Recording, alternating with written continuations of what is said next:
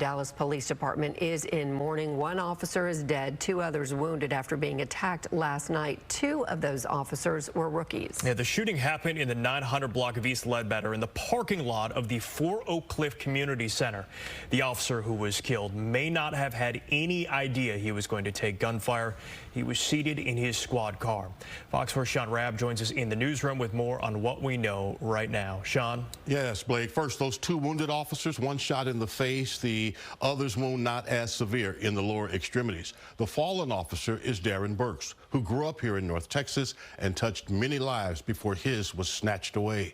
Sources say the suspect may actually have said something to the officer before he fired on him, as you said, sitting in his squad car.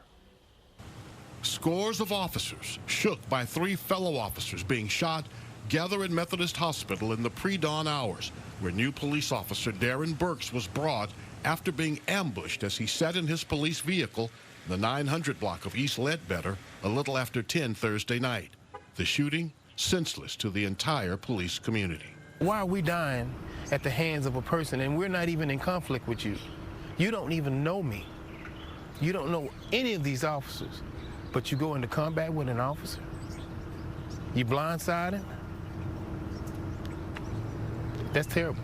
Burks was able to somehow transmit over his radio after being shot. Backup showed up. Another rookie and her field training officer. Both were shot. The female officer more serious, taken to Baylor Hospital. Either she or her training officer may have been able to return gunfire, possibly hitting the suspect, who took off in a white sedan with more officers in chase. Part of that captured by TxDOT cameras along I-35 North in Louisville. The suspect stopped on the freeway and got out. When that suspect exited that vehicle, he had a long gun.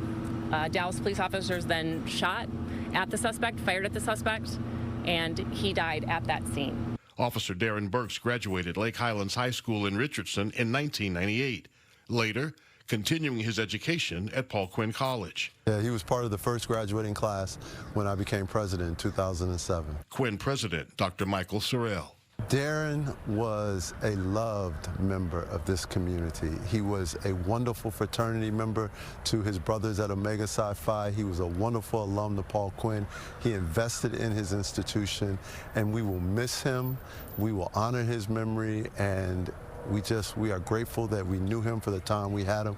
We just wish we had him for longer. Burks shaped young minds at Texan-Can Academy, where he taught math 17 years, all before a different calling with Dallas Police. The school sharing, he was not only an excellent educator, but a mentor to countless students and a cherished friend to the entire Pleasant Grove educational community. He was a salt of the earth, fundamentally good brother. This is one of those pains that will not go away anytime soon.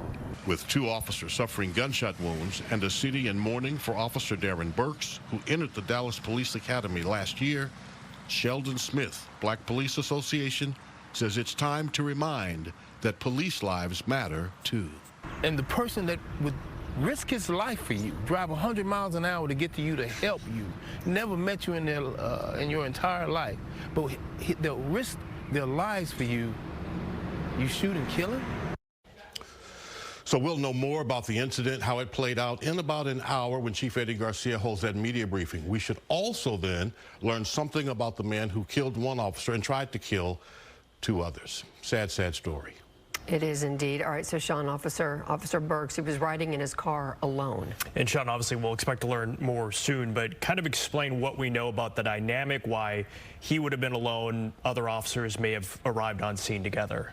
So not uncommon for officers on patrol to be what they call a one-man element, or in a squad car by themselves. Unless they're on assignment, unless they're doing some undercover, most officers ride solo. When you see 2 officers like the ones who responded, it's typically a field training officer and a rookie. All right, and of course we're going to continue to follow this throughout our early block and late block of news and online as well. Sean, thank you. All right. Well, this morning, flags at Dallas Police Department headquarters were seen flying at half-staff. Flags across all city facilities ordered lowered in the memory of the officer killed. Now, the nature of this crime, an ambush attack, brings to mind another very dark day for Dallas police. 4 DPD officers and a DART officer died in a mass shooting. It was downtown, July 7th, 2016. The shooter targeted law enforcement officers who were working a protest rally against police brutality. Police say he opened fire on the outskirts of the event in order to draw police in before shooting directly at them. Police used a robot bomb to kill that shooter after a long standoff at El Centro College.